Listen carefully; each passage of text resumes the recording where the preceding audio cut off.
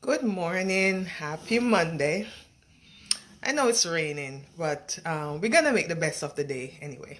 So, Donna Ferguson here. So, my topic this morning is about anxiety. What brings on anxiety for you?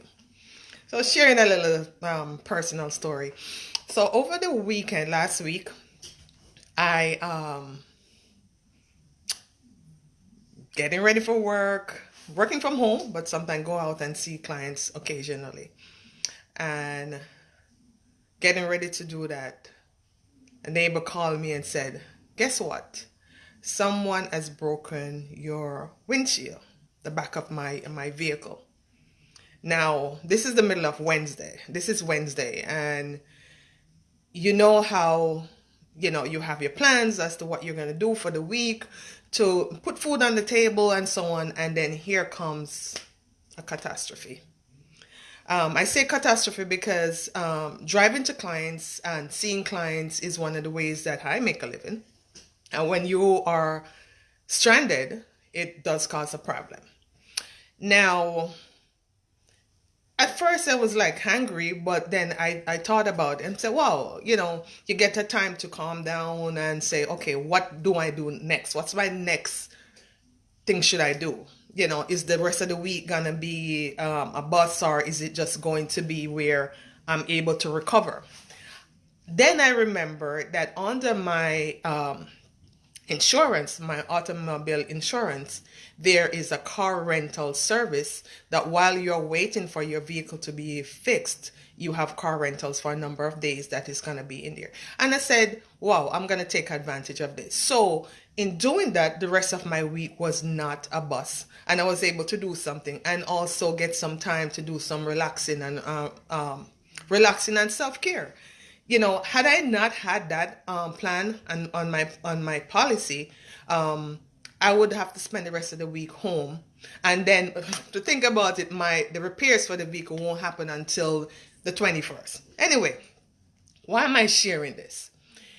I find that when we are not prepared or have not thought about stuff in advance, when things happen, we get very anxious and we feel, how should I say, frozen in place as to what to do next. But if you plan things, you are able to recover quicker.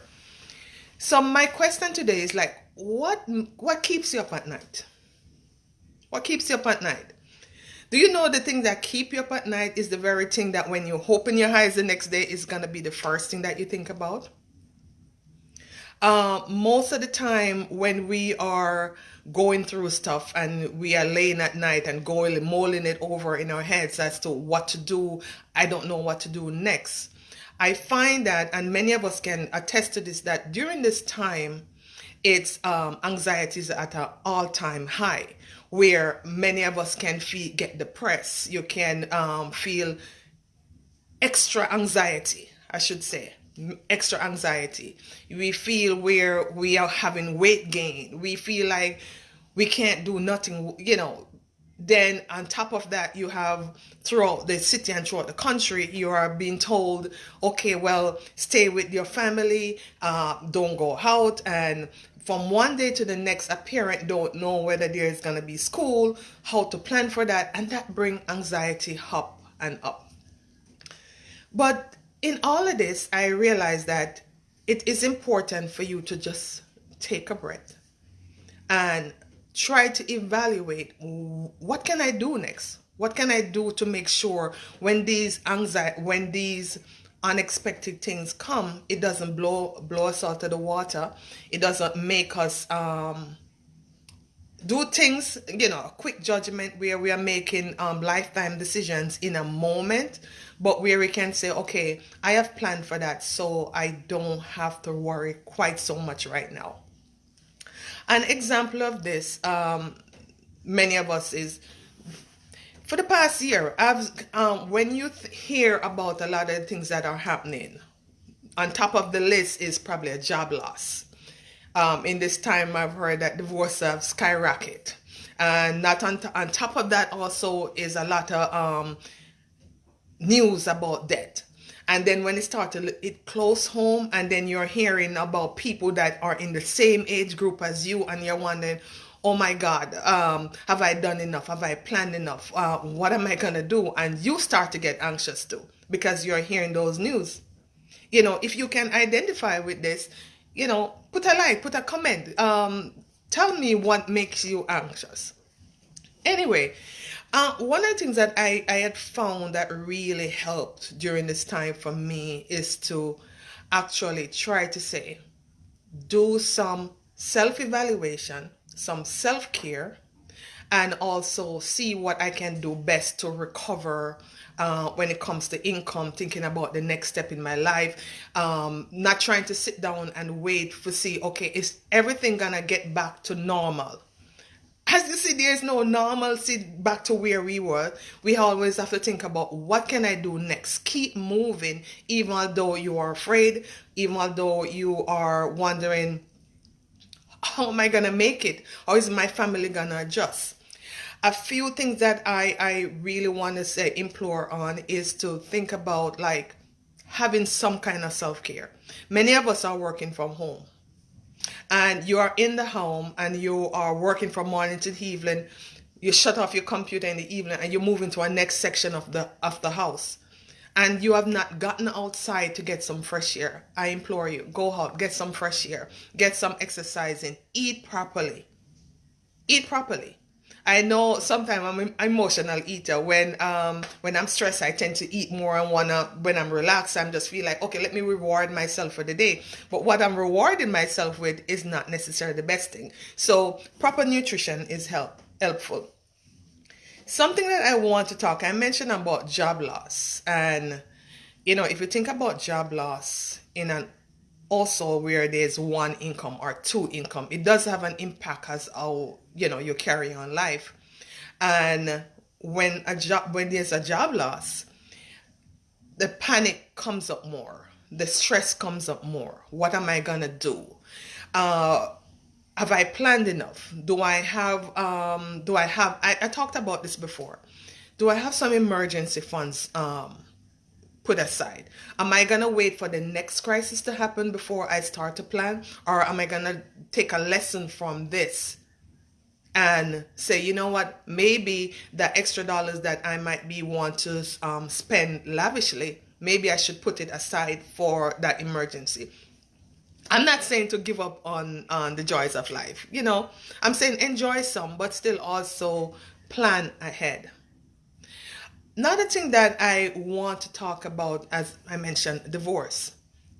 You are in a also where there's two income, then all of a sudden there's a divorce.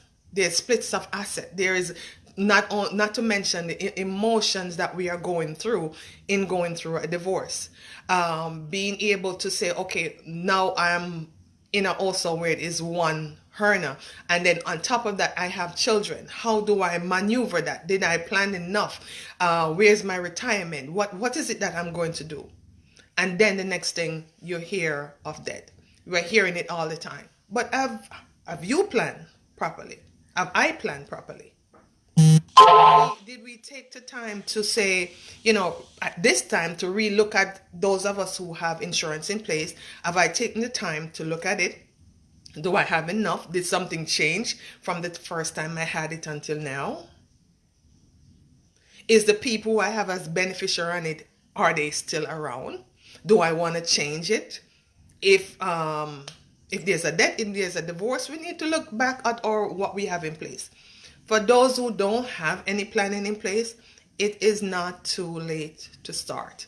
You always want to do something. Then we touch on the topic also in terms of where we're seeing a lot of people are opening business now. A lot of people had businesses, and I could see a slew of business, small businesses opening up.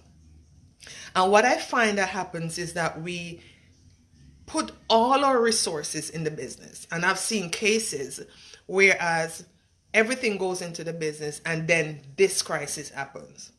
And many of those businesses have not recovered and are wondering, what do I do now?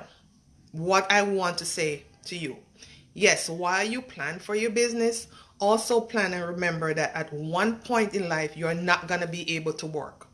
You're going to have to retire. I've heard people say, I'm going to work, I'm going to work for the rest of my life. I'm not going to retire. But that's not the case. At some point, health change, strength change, and in some businesses, you just can't do it anymore, right? What I'm saying, plan for some retirement. If you're a small business owner, start to do some retirement planning. Start to put some things away for that. I've seen people at the age of 65 dying to retire and can't because they realize, okay, the company where I was don't have a 401k, don't have a 403b, don't have a 457 plan. I've been in business all for myself and I didn't put anything away. And then they realize, oh, you go to SSA.gov and you open up your profile to get, okay, what am I going to get at retirement for to take away? What am I going to live on? And you realize that the amount that you're going to get for Social Security is not enough. You have to downsize. You got to do all these things. Why? Because we never take time to plan. It doesn't make sense for us to be doing everything else. Yes, there's two things that's going to happen. Some of us are going to die early and some of us are going to live very long. And most of the times, average people who are retired are going to live 20, 30 years beyond retirement. And they just don't have enough. So you will have a 70-year-old still working, even when they wish they could stop. I'm not saying not to work when you're 70, but to work at something that you love. Not because you're forced to work, but because it's something that you enjoy and you wanted to do all this time. So pretty much that. I think it is, what am I saying? When you plan better, when crisis come, the anxiety is not as high. When you have stuff in place, even though you may have to make adjustments, it doesn't affect your inner being so much until the point where you are seeing symptoms of sickness, anxiety. We're looking for medication to take care of us. But because you have things in place, it's a little easier to transition when there is a crisis. So this is what I am just imploring you today. Help to reduce the amount of anxiety you feel. Do self-care. And the self-care that you're talking about include yourself. I know we love to take care of others and we forget about ourselves. Remember, I've always heard this when you go on the plane. They said to you, put the mask over your face first and then help the next person. If you are no good or in a condition to help yourself, you're not going to be any good to help anyone else. So always do self-care. Check on what you have in terms of finances, for when finances affect us so much in every area of our life. Even when it comes to sickness, even though you don't have control over sickness, finances have an issue when it comes to sickness. So with that, I just want to say, have a blessed and awesome week.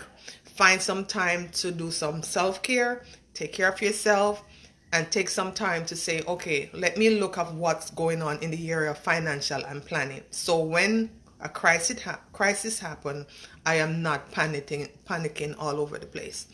I want you to have a blessed, and I agree, money answers a lot of our issues. And it is where we want to take care of that. So have a blessed and an awesome day. Like, share, put a comment if you have anything. Share with others. It might not be for you, but someone out there might need this. Again, I do financial services planning, and if anyone want a quick sit down to see what is it that you have in place and review what you have, seeing if when you did it is still in place. If you never have anything before, let's put a plan in place. Small business owners, please start to plan. Also, you're not going to work for the rest of your life. So have an awesome and a blessed day, and Donna Ferguson again. See you later. Bye. Thank you.